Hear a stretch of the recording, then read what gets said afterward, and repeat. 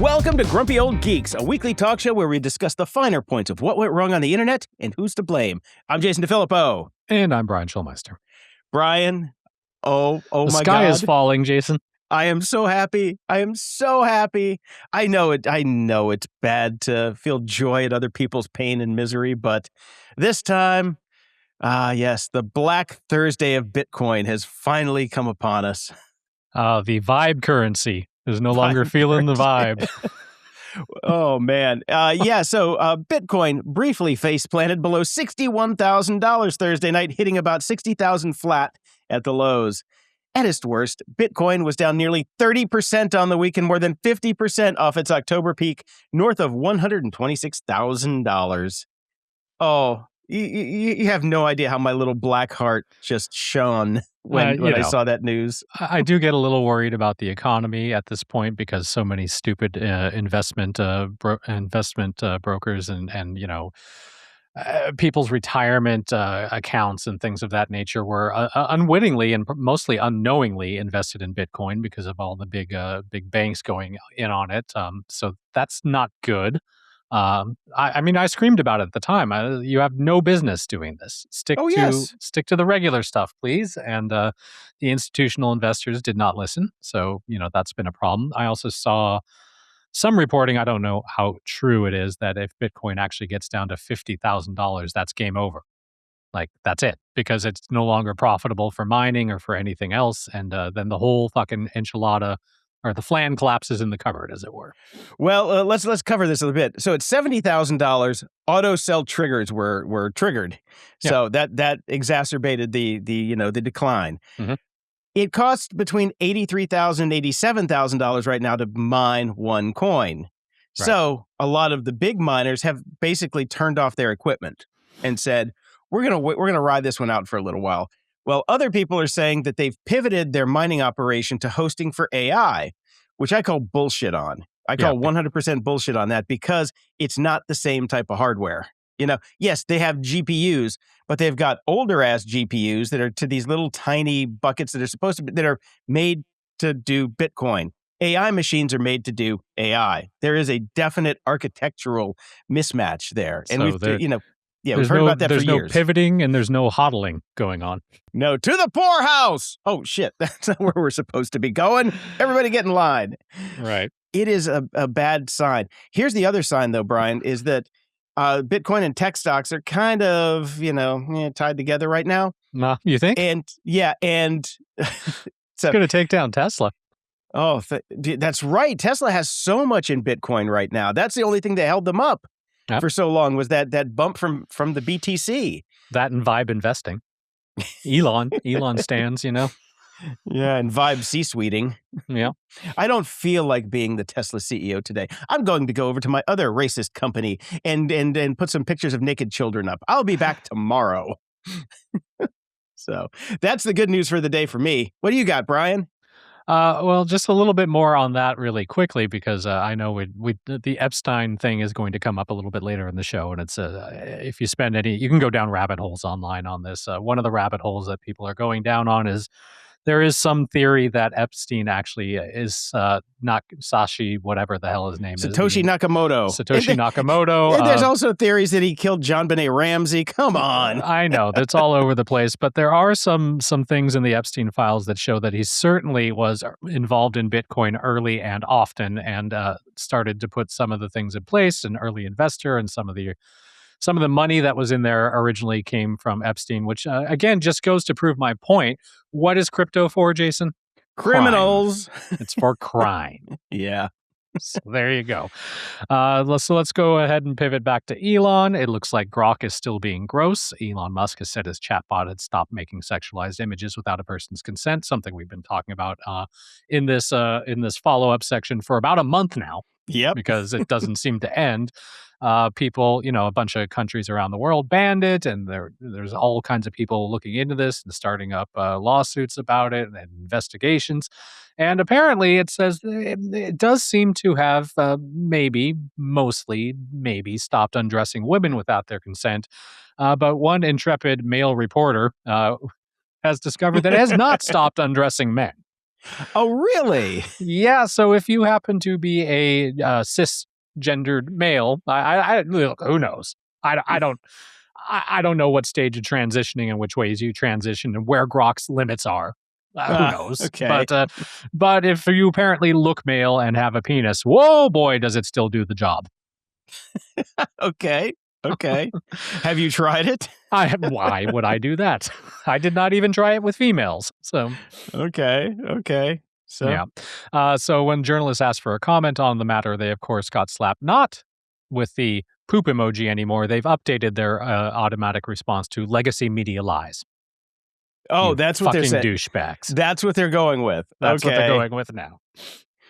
Okay. Well, the French have had enough of it. French cybercrime prosecutors raided X's Paris office, investigating alleged unlawful data extraction and possible complicity involving child sexual abuse material.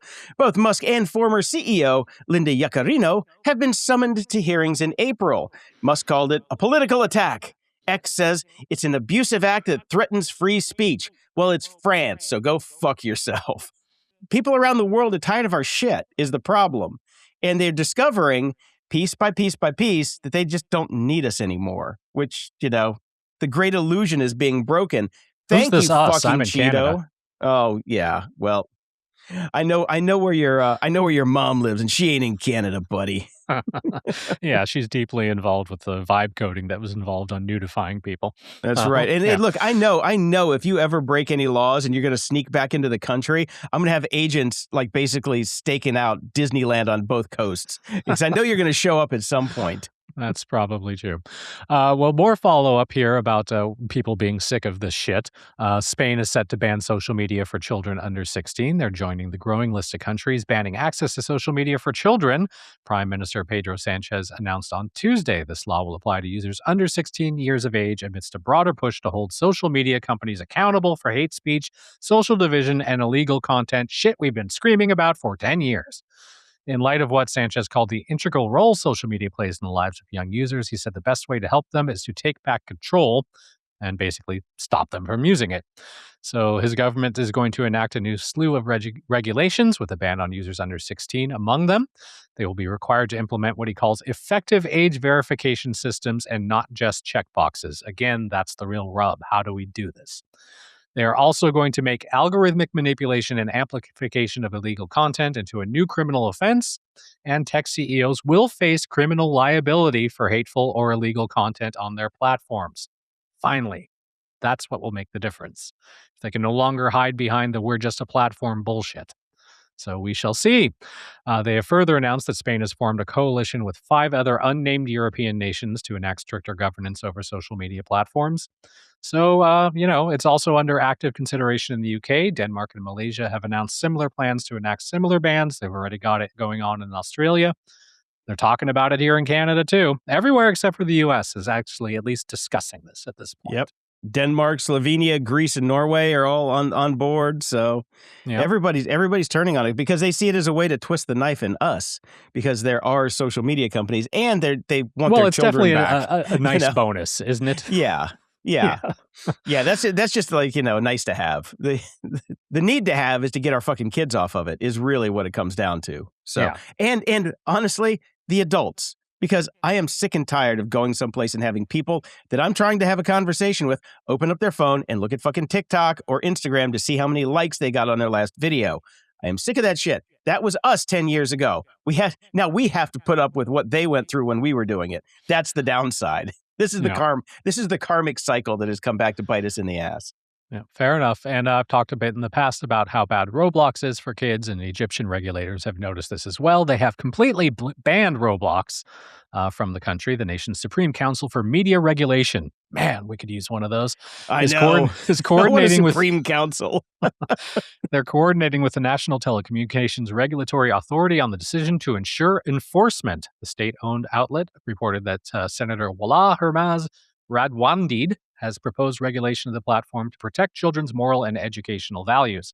He outlined his concern with the nature of the Roblox platform, including the ability to communicate directly with strangers, as well as the potential psychological and behavioral effects on young users. So they're going after it. They're joining other countries, including, I love the fact that these countries are doing better than the U.S. at anything.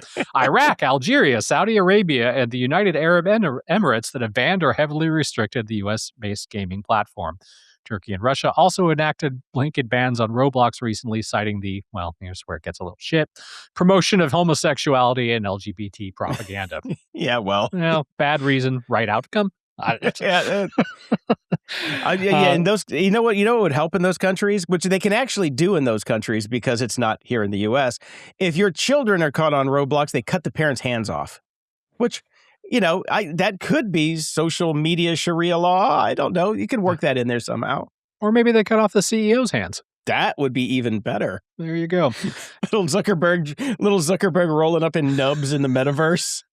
There's no arms now, buddy. Yep. In case you're wondering if this is just some like capricious, no big deal ban, it's actually a significant part of their economic. It's got a real economic impact in these areas. An economic impact report claims it added $15 million to the total GDP across Egypt, Saudi Arabia, Morocco, Qatar, and the United Arab Emirates between 2021 and 2024.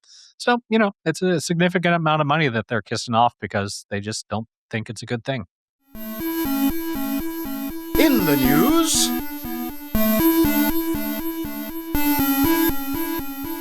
well, we got a little more Elon news, Brian. Elon just duct taped his entire empire together yet again. So now he's taken SpaceX and added XAI, which also has X underneath it. So he's creating one super douchey company, which really sucks because SpaceX was great on its own. SpaceX is actually a really cool company. Then you take this other turd blossom and mash it together, and it's wasn't his idea originally to create X was going to become the everything app. Instead, he just made the everything company. Like that's the fucking diners in there, the fucking Cybertruck, like all this crap, and then one decent company. Well, semi-decent, because we'll get to that after the story. Yeah, we got this semi-decent. Tesla was great in the beginning too. Not so much now. SpaceX, great in the beginning. This little thing off to the side that might just trap us on Earth for the rest of humankind. But go ahead, Brian. What else we got? Sure. Elon Musk and his once good company have requested to build a network that's 100 times the number of satellites that are currently in orbit. They filed an application with the FCC to launch 1 million satellites meant to create an orbital data center. According to the filing spotted by PC Mag, this data center would run off solar power and deliver computing capacity for nudified needs, basically. So we're gonna space cool our nudes. That's Elon's big plan right now. According to SpaceX filing, orbital data centers are the most efficient way to meet the accelerating demand for AI computing power. Where is this accelerating demand, Jason, beyond the minds of the tech companies, CEOs? Nobody wants this.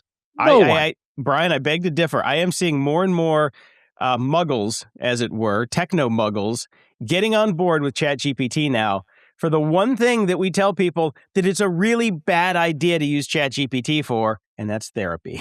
I'm seeing that everywhere. It's so bad. And I've also seen a lot of people are like, why would you ever read a book? You can just ask ChatGPT. I'm like, we're doomed. We're fucking doomed. Like within 20 years, we went from like, look at this beautiful technology that we have. Look at what we can possibly do with it. Oh my God, rose-colored glasses. The world is going to be a beautiful place too. We have to print, do not eat on the pizza box. Yeah. That's how far we've fallen. Pretty much. You have to chat GPT, can I eat the box? And it'll tell you yes. It will tell you yes. Just put some glue on it and it'll be great. Anyways, they want to put They want to put 1 million fucking satellites, and we've talked about how bad this is and why it's a horrible idea. Not only will we not have the beautiful views that we once have, we could be permanently locked into the planet. I thought you wanted to go to Mars, you fucknut. Yeah, I think that was before the ketamine addiction. All right. Well, an unofficial website that tracks Starlink stats claim there are now currently more than 9,600 satellites in orbit as of January 30th, 2026. The FCC is likely to whittle down the amount that SpaceX is asking for in its filing, as I hope it does by like about 100-fold or 1,000-fold. or just say no. But they're gonna pull it out that China is doing the same thing, and they need to go up against China. Well, China's not the only person. Aspiring Starlink competitor Logo Space Services has secured FCC clearance to launch more than 4,000 more broadband satellites into low Earth orbit by 2035, as reported by Space News. Under FCC regulations, the company must deploy half of the approved amount within the next 7 years. I guess that's to prove that you're serious about this and are actually going to make some sort of competitor to Starlink. Right. The company is headed by its founder, Milo Medin, a former project manager at NASA who should know fucking better, as well as a former vice president of wireless services at Google. They've been raising money since it opened its doors in 2023 and reportedly hopes to deploy its first satellite by 2027. So they're not the only... Except people SpaceX, in the game. SpaceX won't give them room on a rocket to put it up there. So, and they're going to go to Bezos, and Bezos is like, we got Project Kuiper. Oh wait, they renamed that now because Scott Galloway couldn't pronounce it right, probably. And so they've got their own internet thing going up. So they're going to be scrapping to find somebody who's going to actually take their satellites up. So, well, there you go. There's a market idea. Yeah. More rockets, people. Just for a rough idea of what's going on, the European Space Agency estimates that there are just over 14,000 functioning satellites currently in orbit, and we know that roughly 9,600 of them are a part of the Starlink constellation. The ESA expects 100,000 satellites to be in orbit by 2030. Yay. And by 2031, we're never leaving the planet again. Yeah.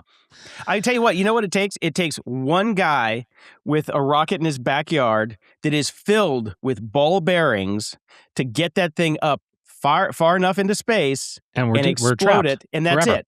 It's literally, it's going to take one bucket of ball bearings going at 25,000 miles an hour to just actually just kick off the what is it called again? I'm losing my mind. Oh my It's God, too I early totally in the morning. forgot too. It was something was it with an F? No, that's the Fermi It's not the paradox. Kepler. Is it the That's Kepler, other thing. Kepler syndrome? Kepler yes. syndrome. I got confused with Kuiper for a second. I'm like, it's not Kuiper. Don't Galloway me here. So yeah, I'm telling you, it's a matter of time. Yeah. All right, well, let's pivot away from space back to the problems on Earth. The National Center for Missing and Exploited Children said it received more than 1 million reports of AI-related child sexual abuse material in 2025. The vast majority of that content was reported by Amazon, which found the material in its training data, and they just don't know how it got there, Jason. How did it get there, Brian? Look at all this stuff on my hard drive. How did it get there? Didn't Pete Townsend get in trouble for this sort of shit?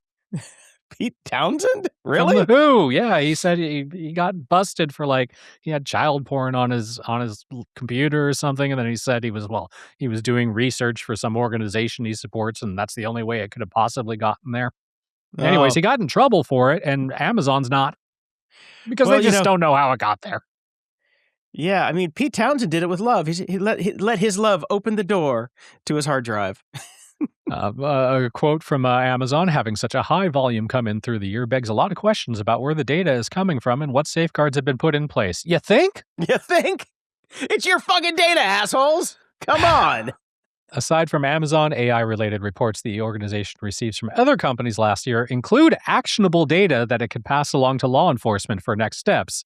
Amazon isn't disclosing sources, and their reports are now inactionable. Great.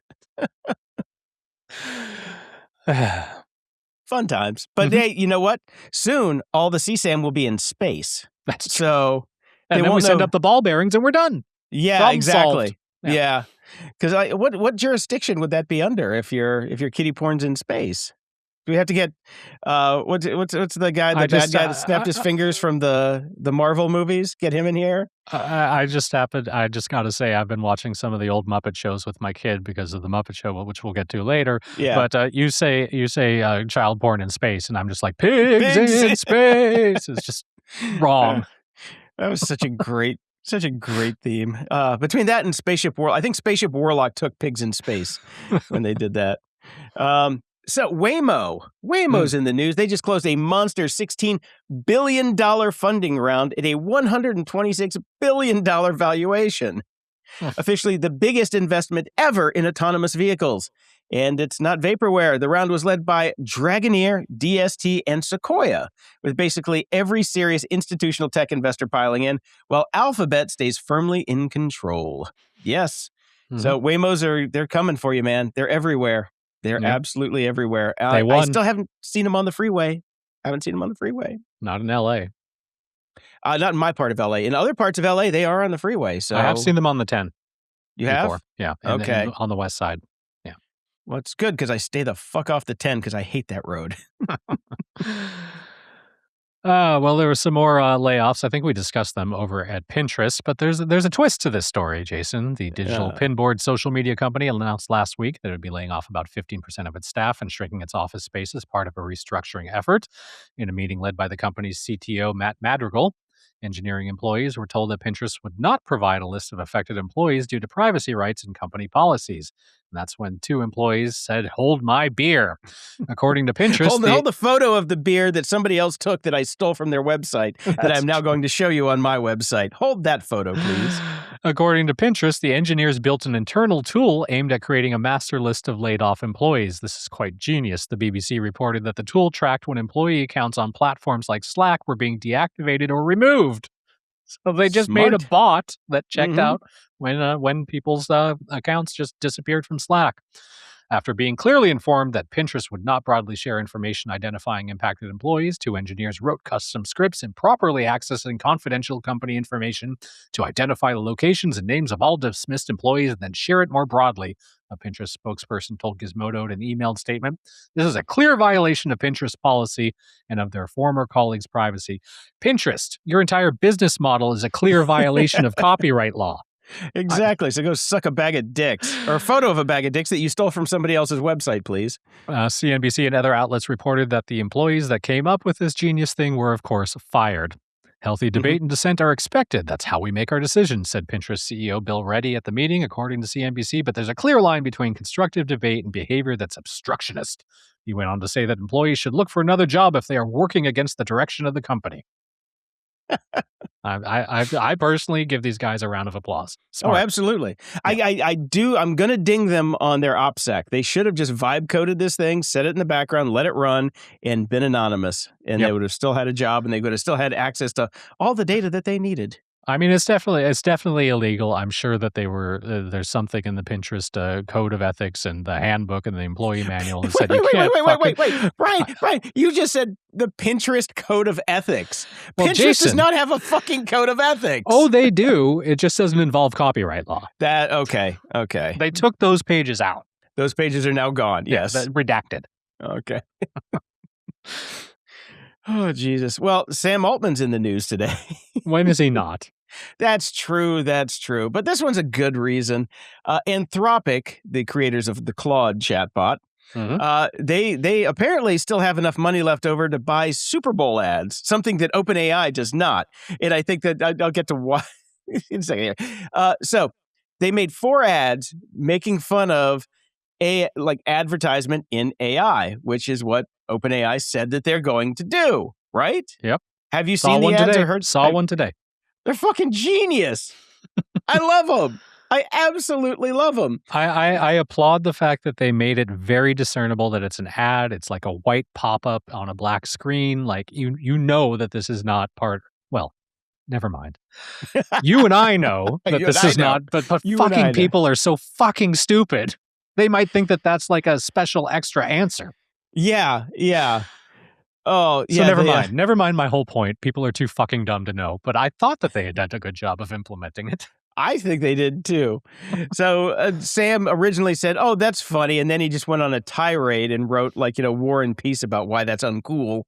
But I just thought it was genius. One spot opens with the word betrayal and shows a Chat GPT-like bot giving heartfelt advice, then abruptly shoves a fake cougar dating ad into the conversation, which is fucking hilarious. That's very funny and maybe useful.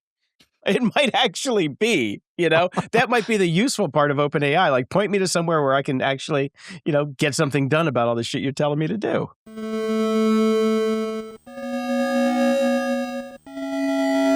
Media Candy. Well, Jason, as I pointed out last week, Shrinking is back. Shrinking is the Apple TV show that has the Apple TV show that you can watch on Apple TV on your Apple TV. Yes. Thanks to the genius branding that the guys have done over there. Yes. I loved the first season. I liked the second season. I have only watched the first episode of this third season, and I've got to say, it was rough. Not good. Not good. Even my wife, who she lives for these kind of shows, was like, I don't know if I can watch this. Really? They are caricatures of the previous characters. It just felt forced. The only person that still stands out is Harrison Ford, because dude can fucking act. And he's not really acting. He's just him now. He's just him, yeah. But he's basically doing the Jack Black thing. He just shows up and is himself. He just shows up and he's himself, and he's still great, but it was painful. I'll keep with it just because I love the first two seasons so much and hope that it gets better. And this was just some sort of like, let's reintroduce the characters in a very piss poor way that made them completely uncompelling and stupid and useless. We'll see. Well, there is that thing that happens when a show gets actually popular, that the studios fire the writing department because they know that they can keep that show going under the steam that they built up from the previous seasons, which sounds like you might have just run into that. I think that's a definite possibility. I'm going to have to do a little research on that and look into the writing staff in comparison to previous seasons and see what's going on, because it was not good. Okay. Speaking of not good, I watched the Grammys. Oh my God, that was so not good. Yeah. I mean, look, we've aged out. Congratulations to two bands that I loved when I was a kid that are all pushing, Trent Reznor's pushing 60 and The Cure and all of them are in their 60s. The Cure won their first Grammys ever, 50 years into their career. So good for them. Nine Inch Nails won a Grammy. Of course, they didn't show any of that stuff because that's, anything I like is in the pre-show, not the actual show itself. It was boring and I don't care. So... It was funny because we were watching it and I'm like, man, I remember this being so much better last year. And it wasn't last year. It was just a couple of months ago when we watched the VMAs. And the VMAs were actually entertaining, Well, it's like watching the Golden Globes over the Oscars, Let them get drunk and have fun and not the stiff, boring stuff with Justin Bieber coming out in his fucking underwear and attempting to be like deep by making a fucking loop. A fucking loop? I got to watch you make a fucking guitar loop? In your boxers, and then you start a fucking shitty samba drum pattern. I'm feeling it, man. You feeling it, man? You deep? You feeling the deepness? Yeah. So, anyways, that happened. Now I see you have Starfleet Academy in here, and it was an episode of which I am very curious about your thoughts. So I'll let you get into it. Yes, I have problems.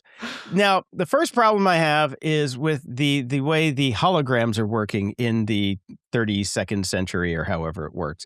We don't know how the technology behind this one girl who is, basically a hologram. She's the doctor. She's a hologram. Yes, yeah. So this whole episode was about her and her peoples and all that stuff. So now... The science of Star Trek has always been something of, just a little fun black box where they just make shit up and it's kind of fun. Yes. But there have been books written about the science and behind Star Trek and how some of it is just pie in the sky and some of it is fun. We're never going to get transporters. Mythbusters would say some of it is plausible. Yes, exactly. And as Penn would say, some of it is bullshit. Yes. This hologram person I call so much bullshit on that nobody has taken the time to actually think it through.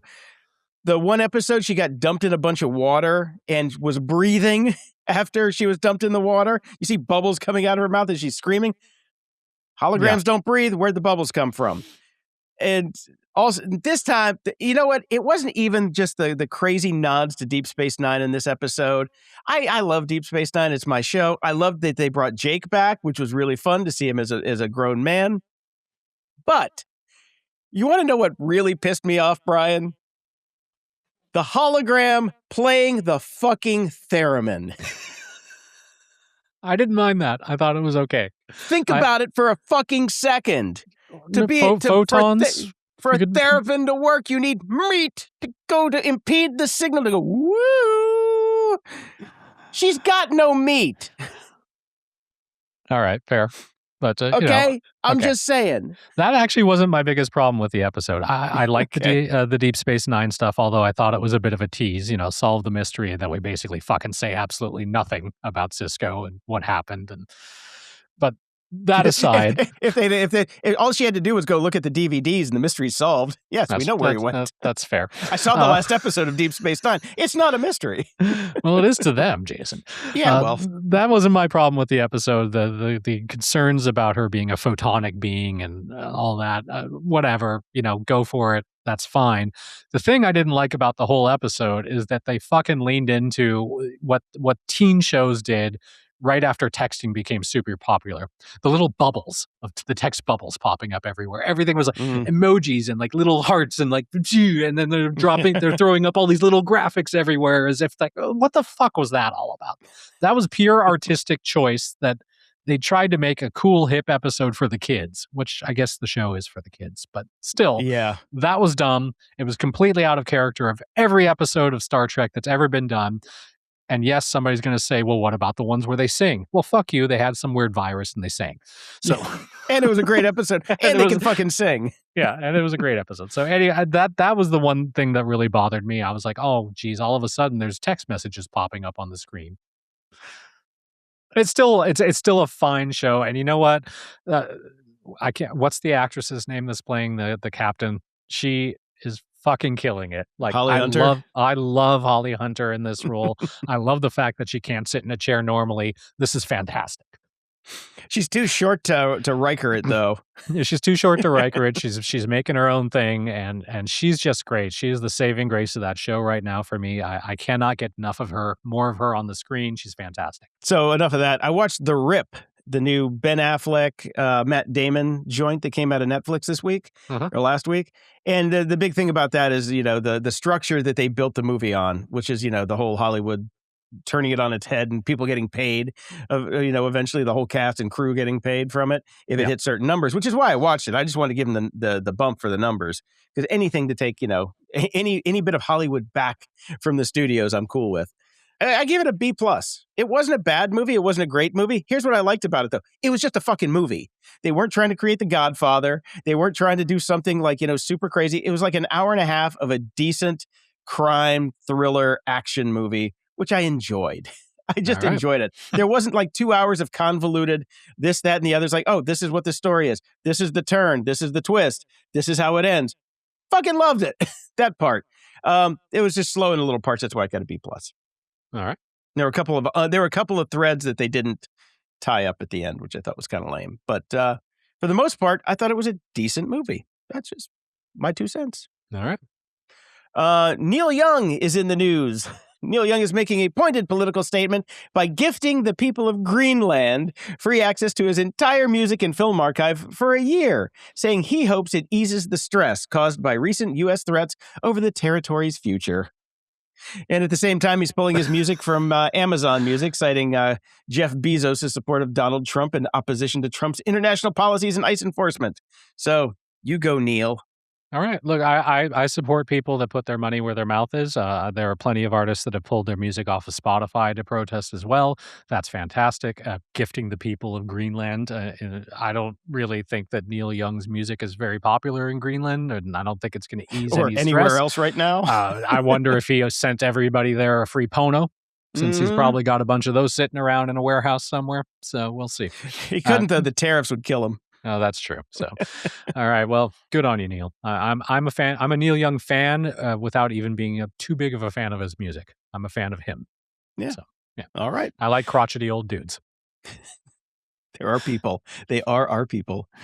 And I just saw that this came out. Is it cake? Valentine's Day edition. My son loves this shit. So, yeah. But I tell you what, they used to go from like 8-episode seasons. Then when they came out with the specials, it was a 3-episode season. And now they just kind of fucking gave up. This is one and done. It's a 1-episode show. So, all right. But I'll watch it. I like it. I enjoy it. It's fun. Ups and doodads. Well, since we pivoted to starting to do video, Jason, I was wearing my my normal headphones, my normal good Sennheisers that are great for music and everything else, but they're the big cans. Yep. And they don't show off my lustrous hair. Which So I decided to join you and Dave and order myself some in-ears so I can like have this free-flowing mane. I Yes. ordered the Sennheiser Consumer Audio IE200 in-ear audiophile headphones, true response transducers for neutral sound, impactful bass, detachable braided cable with flexible ear hooks, black. All And right. these are great. Like, I really love them. Like, they're fantastic. And the reality is, I've left my my really good Sennheiser over ears up here in the studio. I don't have them downstairs. I don't take them with me. I don't use them to listen to stuff on my phone. I just use my Apple AirPods because they're good. And but what I kind of realized is they're not good enough for music. Mm. I'm using these now with a dongle on my iPhone and actually listening to music, and it is fantastic. I mean, don't get me wrong. The Apple AirPods for convenience and for listening to podcasts and all of that stuff, they're fantastic. But for like really good music, no, these are great and, not crazy expensive, which is nice. I could spend a lot more. And if I took my over ears down there, that'd be even better. But this is a good balance. And I have to say, I did a little A/B testing, which I never do. Now that I'm wearing these headphones as opposed to my AirPods, I 100% can hear a quality difference between Spotify and Apple Music. Apple Music Really? is way better. Oh, really? Okay. Yep. Interesting. Yeah. Yeah. I mean, do you have the AirPod or the AirPod 3s, the 3 Pros? No, I'm on 2. Okay. So. Because I got the 3 Pros and I'm wearing Sennheiser, like the nice high end ones that we used to get back in the day. Mhm. My one last pair that I have left. And these sound just amazing, but I haven't done the A/B test. Maybe I'll try that sometime. Yeah. But I too, surprisingly, this week needed another pair of in-ear headphones for my laptop bag because when I'm out doing like live productions for Zoom and stuff, Yeah. I need a pair of headphones. And all I've got are my Sony's, my big Sony MDRs, my cans that I carry around in my backpack. And I'm like, because I keep these in the studio so we can always have them ready for our fine YouTube audience, which has been going down the fucking shitter. Everybody go watch some YouTube videos, please. Or just put them on in the background. I don't care if you watch them or not. But these have been, sold. They stopped making this version years and years ago, which is why I'm glad you found some decent ones. I found the Sennheiser Consumer Audio CX80S's in-ear headphones with inline one-button smart remote, black, for $19.19. They sound identical to these super expensive Sennheisers that I'm wearing now. Right. Identical. The only difference is they're very cheaply put together and they're plastic. It's way more plastic than the ones I'm wearing, which I think these were like $100 or something, or $70 when I bought them. So the technology from these has gone down to the cheap ones, which is what I was hoping for. So for $20, I got a really, really nice pair of in-ear wired headphones. I like the ones that you got. I just can't afford that right now. So I'm sticking with my cheapies.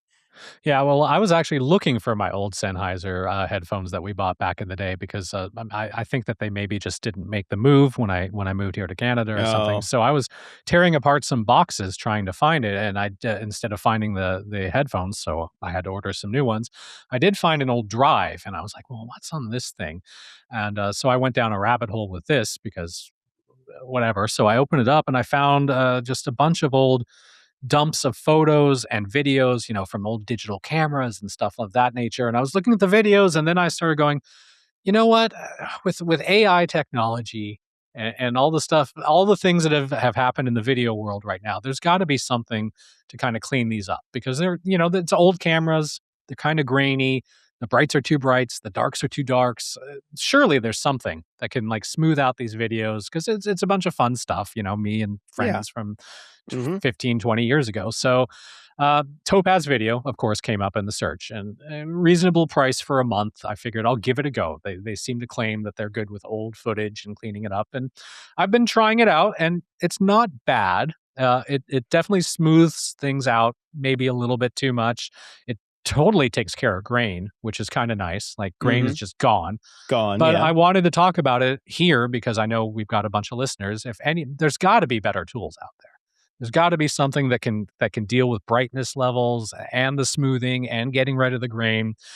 I know Topaz is a big company right now and they're paying for their placement. If anybody knows of a really good tool for taking, I'm even talking about like going to old rips from VHSs to digital cameras to early iPhone videos, anything to increase the quality without losing a bunch of detail. I would love to hear suggestions and recommendations. Okay, Because Topaz is good, but not great. It's generally good enough. I mean, Yeah.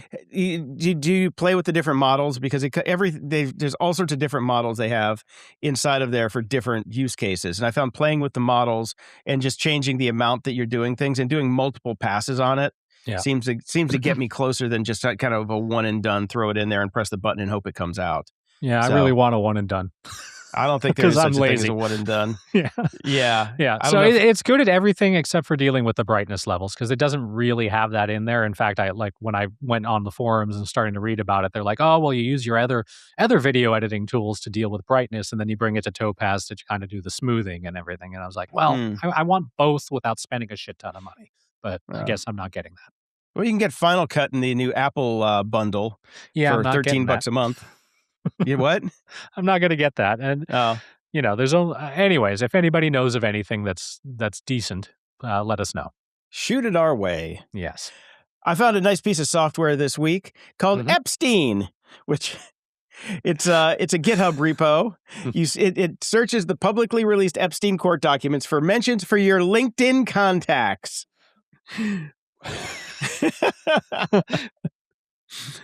I haven't downloaded it yet, but it is on my weekend to-do list, because I actually know that there are people in my LinkedIn group that were in the Epstein documents who were there just because they were splash damage. They weren't there because they went to the island or were diddling children. Yeah, there are a lot of reasons you can be in the files. Yeah. And what's pissing me off is this, oh my God, oh my God, Peter Attia is in there. He thinks pussy's low carb. Great, we should bang onto him. How about you focus on the motherfucker that's in there about 6,000 times and is running the fucking country? How about we start with him? To be honest, Epstein is in the Trump files. That's kind of it. Yeah, there we go. I almost don't want to know. I just don't want to know. Oh, I am so dying to know. I am so fucking dying to know. And I just love this one. Autonomous cars cheerfully obey prompt injection by road sign. Now, Brian, did we not call this years and years and years ago when we talked about making our stop sign t-shirts, our fully self-driving anti-Elon t-shirts with basically every sign that you can get on them: yield, turn here, stop, all that stuff. And people are like, oh, that'll never work. Well, it turns out researchers have shown that autonomous cars and drones can be tricked into obeying written instructions on road signs, a new twist on so-called prompt injection attacks. And especially now that Tesla uses Grok in their cars, maybe it'll just turn everybody on the street naked. So we'll see. Go to gog.show. Pretty soon we will have our stop sign Grumpy Old Geeks t-shirt. Yep.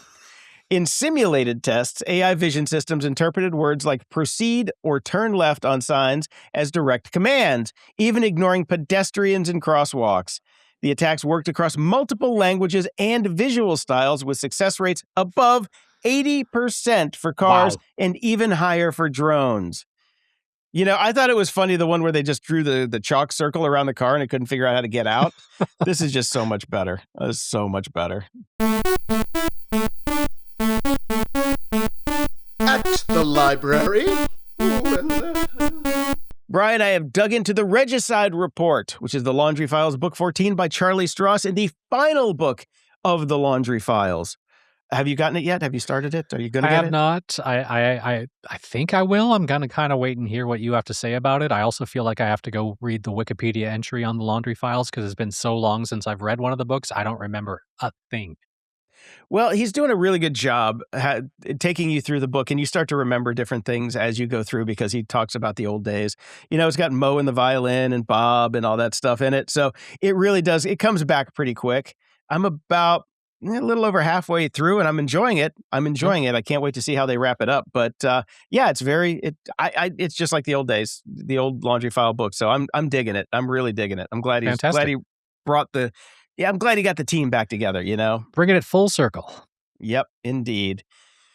Now, this one is interesting. Scientists have found that the earliest signs of dementia may show up in language years before memory problems ever appear. And they found a striking example in the novels of Terry Pratchett. Researchers analyzed Pratchett's Discworld books and discovered a gradual but statistically significant decline in the diversity of descriptive words he used, especially adjectives. The shift was subtle and visible to casual readers and didn't affect the quality of the writing, but it was measurable, which is really fascinating. It is really fascinating. This is awesome. And I immediately thought, wow, finally a great use case for AI. You turn AI on your writing to analyze it and potentially give you at least a warning sign diagnosis of this, right? Until I realized that the average adult does nothing more than fucking tweet or is using AI to do all their writing now. Exactly. The one thing that we've now figured out it's good for is something that we can't actually test for. Terry Pratchett is the only person this is ever going to work for. The first and last. Yeah. Yeah, seriously. I'm guessing you can't point it at X and, you can't really tell if somebody has Alzheimer's from their Let's Go Brandon tweets. You can just tell that they're dumb shit. Sure you can. And we got some news. Neil Gaiman has popped out of his hole alongside the February 2nd Badgers or Groundhogs or whatever the fuck came out. Badger. Yeah, it says, sorry, Good Omens fans, this is not the Neil Gaiman adjacent news you were waiting for. While we're waiting to hear about what will happen with the finale special that replaced the full season, which will probably be shit canned and never released at this point, he has come out and made a new statement from the author, which is very defensive, but also couches a sly reveal of a new book he calls the biggest thing I've done since American Gods. So yes, he came out of nowhere to say, no, I didn't do any of this. Here's a not very well-researched article by somebody who's obviously a fanboy, and some people are saying is actually Neil himself, with a very long Medium article about how he's not guilty and he's been railroaded. But by the way, here's my new book, and I'm out here to publicize it. Okay. You gonna read the book? Depends, because look, I don't want to go down that rabbit hole. No, I'm not going to talk about this. This whole world is fucking rabbit holes now, man. I know. I miss the old days when only Michael Jackson was problematic. The Dark Side. Ha! With Dave. You know him, you love him. We are back this week with Dave Bittner on The Dark Side with Dave. Hi, Dave. How you doing? I'm doing well, hanging in there, doing my best. One day at a time. It's all good. Hey, that's my line. I almost feel like right now, Jason and I should both back away because this is now going to be the Dave show. This is something he's been waiting for a long time. This is probably one of the favorite things in Dave's life. The Muppets are back. Yeah. I feel like I'll just take the headphones off and let you go. Yeah. See you in 20 minutes. No, I'm very happy. I'm very satisfied. I thought they did a great job. It felt like the Muppet Show. It felt like authentic Muppet humor and just everything about it. I feel like they nailed it in terms of making it feel like they kind of continued where they'd left off. I couldn't agree more. I really enjoyed it. I don't know much about Sabrina Carpenter. I've heard her songs. I thought she was perfect. They couldn't have found a better person. You could tell she had a deep love for the Muppets, and it really came through. I was pleased that Maya Rudolph and Seth Rogen were kept to a minimum. Yes, I know. Yes. No. Yeah, I felt it was uneven in the best possible way, just like the show always was. And to prove that, like my son really enjoyed it. And when it was over, I was like, well, should we try an old one? Would you like to watch an old one? He was like, oh, I don't know. Because, kids these days, they see all this old footage and they just it's like when we saw black and white shit, we would just tune out. Yeah. Like, who gives a crap? But we watched the Carol Burnett one and we watched the Mark Hamill one. And I mean, my kid was rolling laughing. Yeah. And it was the same unevenness. It was the same, like, that shit wasn't funny at all. That didn't work. Yeah. But it's okay. Keep it rolling. Yeah. It's fast paced. There's another joke on the way. So yeah, I was very happy the entire time and noticeably so. And when it ended, I've just felt like I was in a great mood. And so I've seen more than one person comment, like, could it be that the Muppet Show is the show that we all need right now? I definitely felt that way. I hadn't felt that good in quite some time. It was just pure escapism and magic. Like they I love to shit on Seth Rogen, but he did it. So Yeah. You know what's funny is we put in these things that are so far out because we get trailers that are sometimes over a year before the show comes out. I didn't realize that it was coming out this fast, and I missed it. I haven't seen it yet.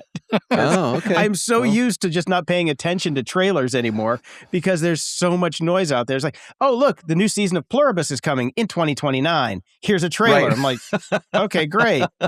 Right. I will probably forget about that until you tell me it's on the air. So you guys have just told me it's on the air, so now I can go catch up. Well, it's getting tons of positive feedback, and I want to say, like yesterday, it was #1 on Disney Plus. So here's hoping that it gets a pickup for a season. Agreed. Or more. So that said, let me ask you this: who do you think? Let's say they get a 10-episode pickup, because that's probably what would happen these days. There are no more 24-episode seasons like they had originally. Who would make good guests on this modern incarnation of the Muppet Show? I have my own list, but I'm curious what you guys think of. Ricky who off Gervais. The top of your head? Ricky Gervais. Oh, that's I a also good one. have Ricky Gervais down. I wrote a small list after I saw that you put this in there. The one caveat that I had to say is, like, we're old, and yeah. like the people that they should be getting as hosts are not the people that you and I, the three of us, would probably want, because we're gonna just skew older people, our generation, or if not even older than that. So I was thinking of, like, who's relatively popular as a younger person that would actually make a good host, and I was like, Miley Cyrus would be great. Mm-hmm. Olivia Rodrigo would be fantastic, because it's got to be somebody with that. You can sing, you can dance, you can act. Timothy Chalamet would be good. Timothy Chalamet, as much as I don't like him. Zendaya, for the kids, and for older, like for me, who I'd like to see, Idris Elba, I think would be amazing. I had him too. Yes. Sarah Silverman. No. I would love to see Sarah Silverman do it. I think she'd be fantastic. Tom Hanks, obviously, you can see him. Tom Hanks is on my list. I have a double bill. I would like to see them together. Patrick Stewart and Ian McKellen together doing it, because they could do all the Shakespearean stuff with the Muppets. It would be wonderful. Yeah. And that's about as far as I got on my list. I want Margaret Cho. I like her. I want her on there. Margaret Cho's too out there right now. She'd be great. She would be, but yeah. All right. My list, I have Lady Gaga. Oh yeah. Didn't even think of her. She's already done a Muppet special. Yeah. Weird Al. Oh, fantastic. Right? Yeah.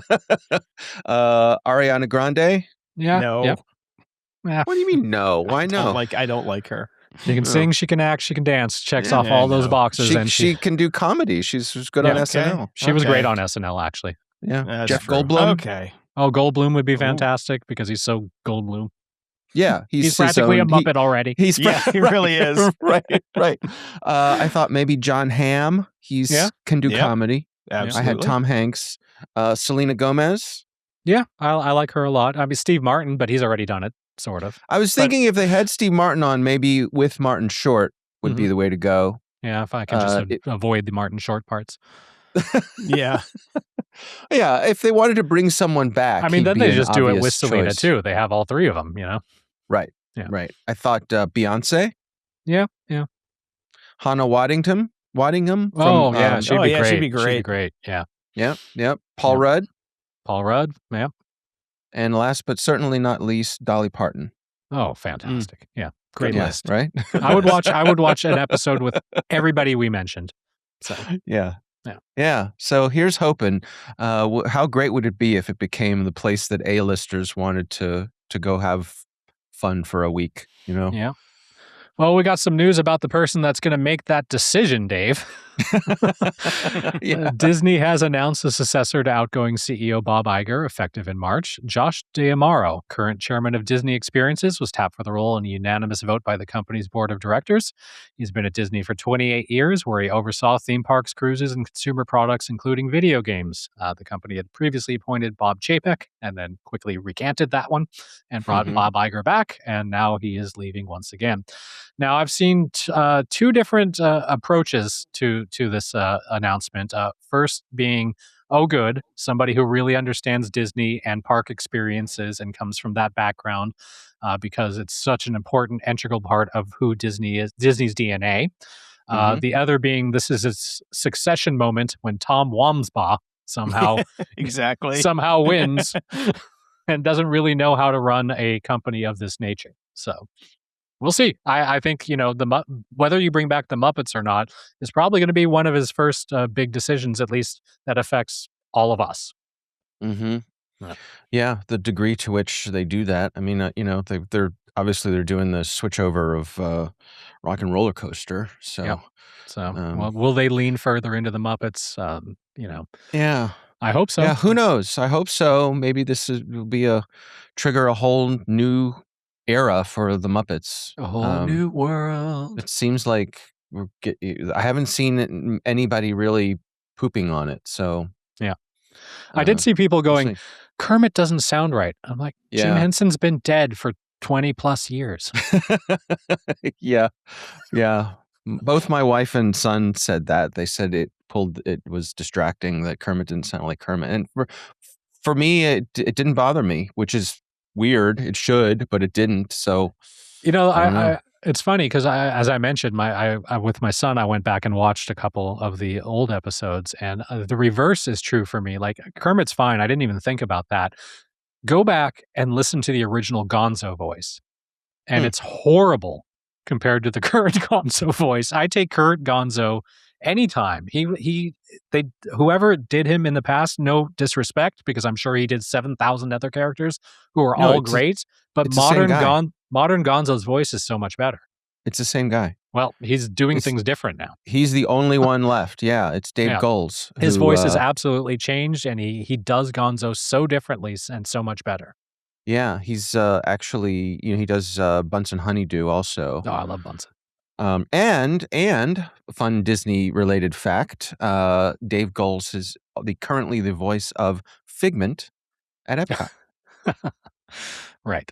The little dragon. Yeah. I do remember that. Who replaced Billy Barty, who was the original voice of Figment. Remember I think I only know the original from my trip there when I was a child. Yep. Yeah, I mean, I'm hopeful that this guy being a park guy, that's aligns with my interests. So I wish him the best. And the number one thing that any person in this position can do is not break it. Yeah. Good luck. Don't fuck it up. Yeah. So I had a bunch of other little things I wanted to share here that have been amusing and delighting me over the past week or so. This first one is a database of paper airplane designs. Great fun. Just lots and lots of airplane designs, simple ones, complex ones. I was wondering if you guys, at the age when we all get into this sort of thing, did you have a go-to paper airplane design that was, the one that you knew how to make that to impress your friends? Mine was the number one that shows up on this link. The V-Wing is definitely the one that I built the most often, and I think flew the best for me. And side note, when my son was of the age that this became of interest, he was gifted a book that had a thick book that had gazillions of these different designs in it, and that was a lot of fun for about 3 weeks. Right. What about you, Jason? The Basic is the one. I'm looking at the database now. Just called The Basic.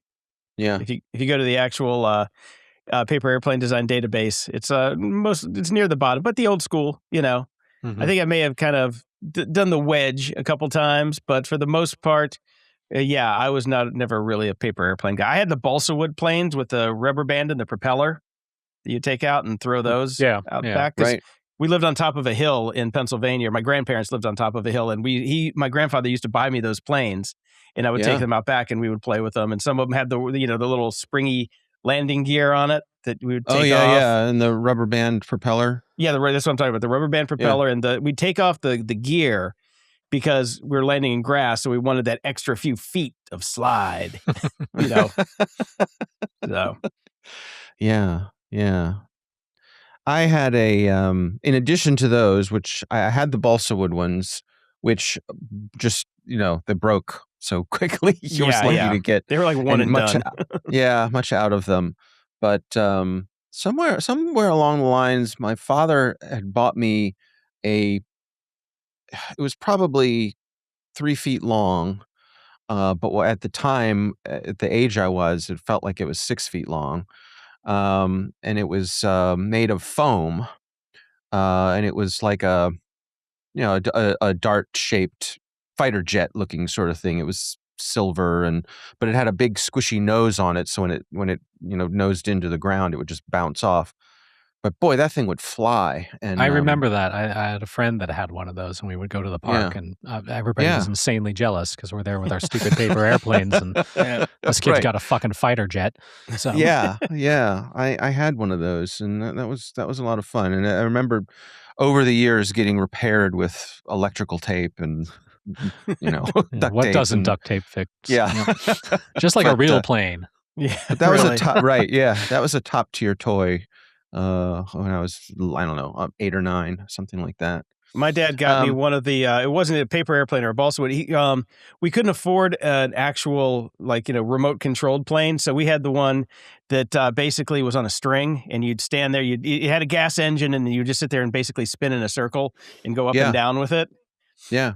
I remember those. Yeah, I've never played with one, but I remember them. They were loud too. They were very loud and very scary when you're a kid because you think you're going to get your fingers chopped off. So Dad always was the one that had to prime it and swear at it a lot because the thing wouldn't run very well. And then you had the little can of gas that you had to pour in it, and they would get everywhere, and you always stank when you were done. And you were very dizzy when you were done too because you're sitting there spinning in a circle, looking at your toy going up and down, and up and down. Oh, just even thinking about it makes me nauseous. But I had a stealth fighter one. It wasn't a real stealth fighter because real stealth fighters didn't exist back then. So it was like the space age. What would a stealth fighter look like if one actually existed version? And it had the propeller on the back, which made it impossible to fly. So it made it about 3 trips out, and then because every time we would nosedive the damn thing into the ground. So we'd have to go back, find the duct tape, put it back together, go back out to the parking lot.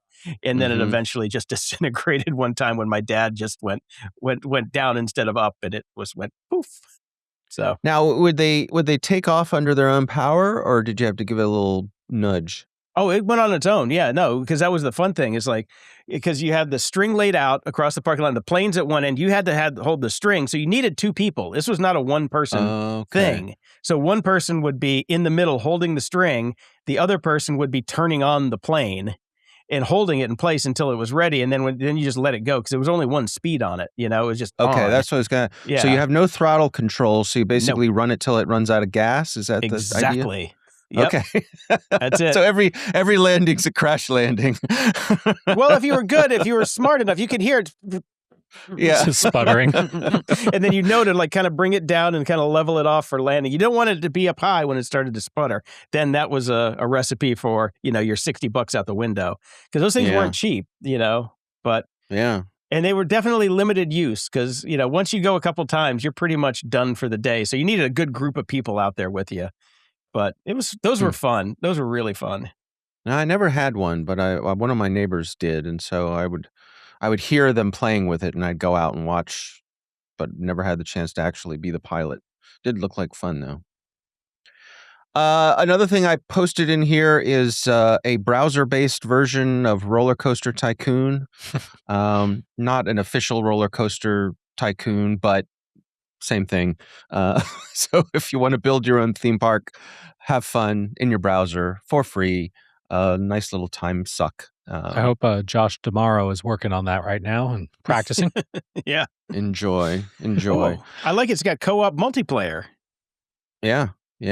We could all play together. And that reminded me of we actually had a discussion on Slack here at Cyberwire about favorite roller coasters, and that got us talking about the biggest, baddest roller coaster in the world, which of course is in Dubai right now. So I included a YouTube link of a front row version of that. 155 miles an hour, 600 feet. It's a couple miles long. It's basically what happens when money is no object or safety. Well, yeah, they just, it's like someone built this in Roller Coaster Tycoon and then went to one of the roller coaster companies and said, build this. And it exactly is that. Yeah. Yeah. What's crazy is, as a kid riding all these roller coasters, we didn't have any of this kind of information, but now we do. When you find out how actually slow some of these coasters, like Space Mountain, is it tops out at 35 miles an hour. I'm like, that's it? And then you hear about a coaster that's doing 160, and I'm like, no fucking way would I get on. I know. Yeah. No, this roller coaster is so fast that the cars have windshields. Yeah. I'd seen this before. I hadn't seen this exact video, but I'd seen the video of it before, and I'm just like, no. Especially when they're up on top of the cliff and it just kind of hangs you over the edge and kind of goes to the left a little, just so you can, just toss your cookies if you want. Yeah. That's the unloading zone with nobody below you.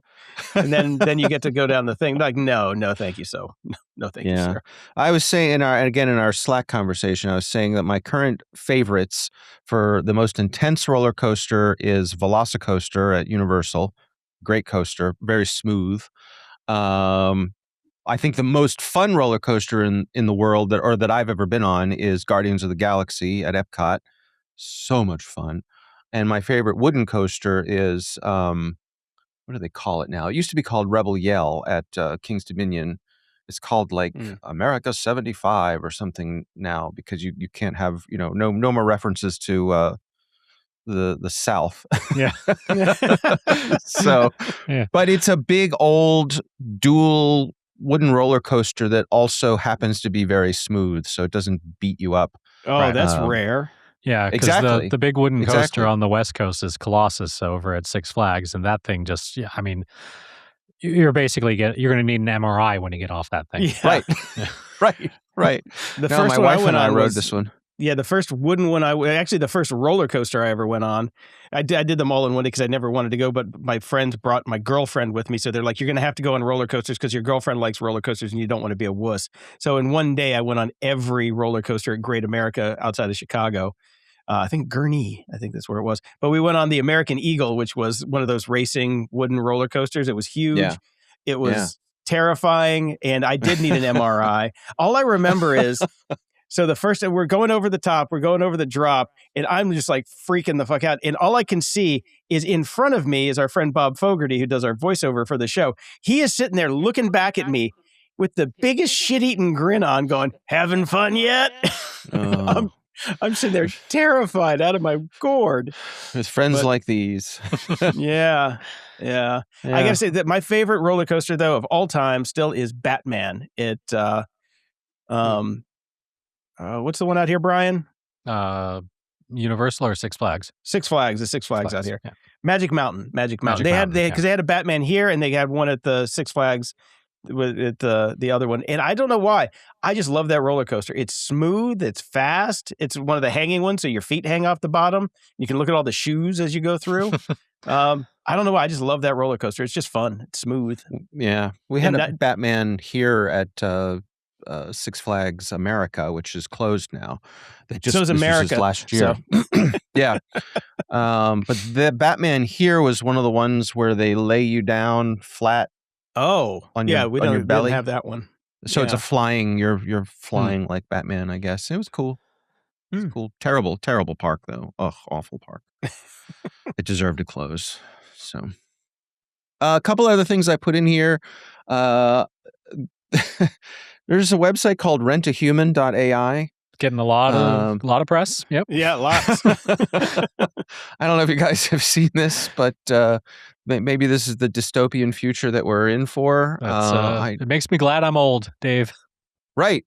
Yes. that we can't be replaced. And I am still on the fence as to the degree to which this is satire or real. I think, like know. many things, it probably started as satire, and then nobody interpreted it that way, so now it's real. Yeah. Yeah, I think everybody's broken. They're like, oh, this will work. If I can make money off of AI this way, I'm in. Yeah. That's true. Anyway, it's both Vicky funny and Yang from disturbing. Beijing here. Her skills are ballroom dancing, ballet, photography, drawing, and painting. And she's rentable for the AI for $50 an hour. So, yeah, she's trained in ballroom dance, ballet experience, photography, currently working remotely while pregnant, which makes me highly available, responsive, and well-suited for local tasks, documentation, creative assignments, and real-world execution requests. All right. Wow. Okay. You know what this reminds me of? Hell. Demon by Daniel Suarez. Oh, yeah. That's right. This is just right out of that, where the AI and that would hire people to go out and do stuff. It's just exactly it. Yep. Yeah, it's funny. I was just talking with someone this morning about how we could see a rejuvenation of the status of people in the trades because AI can't install the plumbing in your house or fix your electricity, that sort of thing. So we'll see if it hollows out middle management.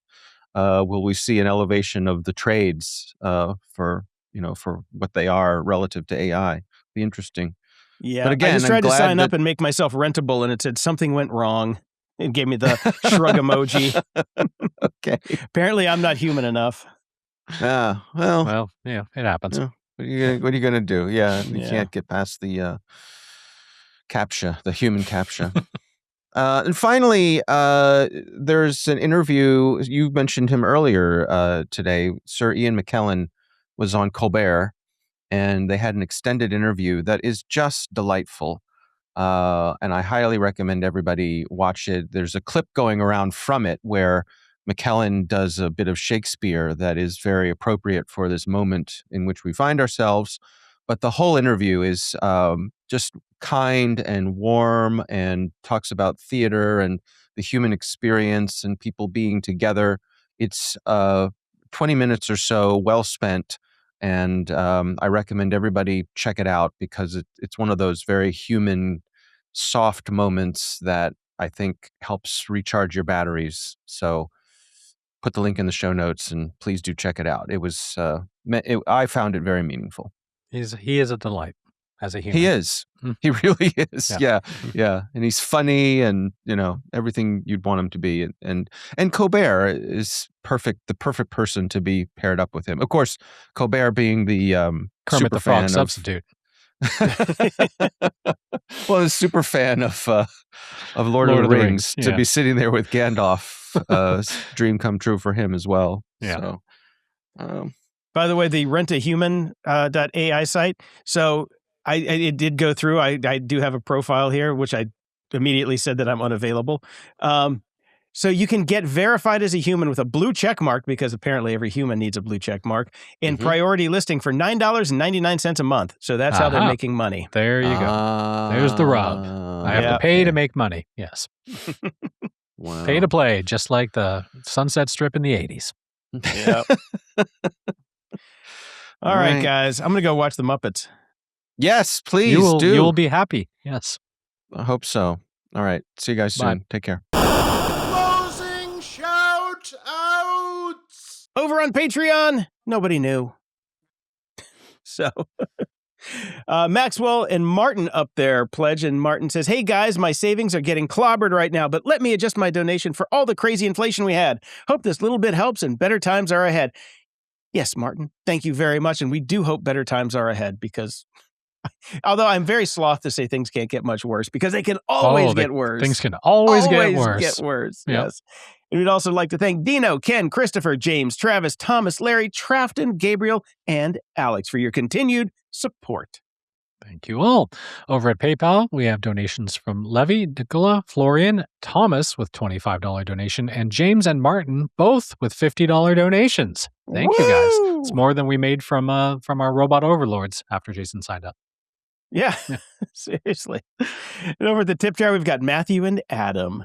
No reviews. But just a quick reminder, if you want to support the show, head over to gog.show/donate or patreon.com/GOG. And you can help support the show for as little as $3 a month or up to as much as your big heart desires. You get the show a little early and ad-free and in high definition on Patreon, because that's the only place we can do that right now. So give us a hand, please, because your support is what keeps the show on the air.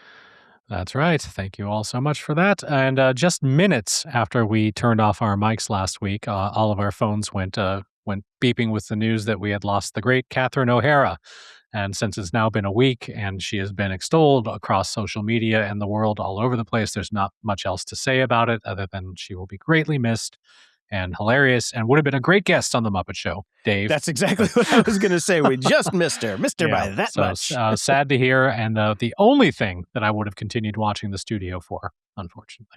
Yeah, they're kind of in a pickle right now on what to do. Mm-hmm. So we'll see what they do with that. Because, she was great in that show. Absolutely great. I really, really enjoyed the studio. I put a link to an article in the show notes on Rolling Stone that my friend Meryl Marco wrote about her. So I might recommend giving that a read. It was pretty good. Excellent.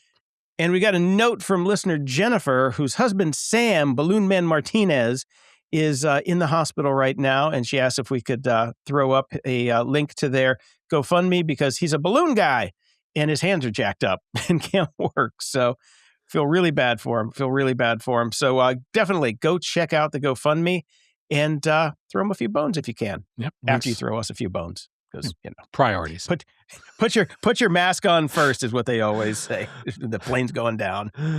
Yeah. So I hope you get better soon, man. And link is in the show notes. Until next time, I'm Brian Schulmeister. And I'm Jason DeFilippo. Thanks for listening to Grumpy Old Geeks. Get all the links and goodies from today's episode at gog.show/732. Want to keep the grumpiness alive? Toss a few bucks our way at gog.show/donate. Every penny helps keep the show on the air. Love the show? Share it. There's a share button in your podcast player. Use it to spread the grumpiness to friends, foes, and everyone in between, and we'll love you for it. Swing by gog.show to join our Discord and chat with us and other show fans. Got thoughts, feedbacks, cool links? Hit us up at gog.show/contact. And hey, don't forget to leave a 5-star review at gog.show/review and we'll read it on the air. Oh, and guess what? We've got merch. Those stop sign shirts are coming soon. We've got merch, so snag it right now at shop.gog.show and stay grumpy.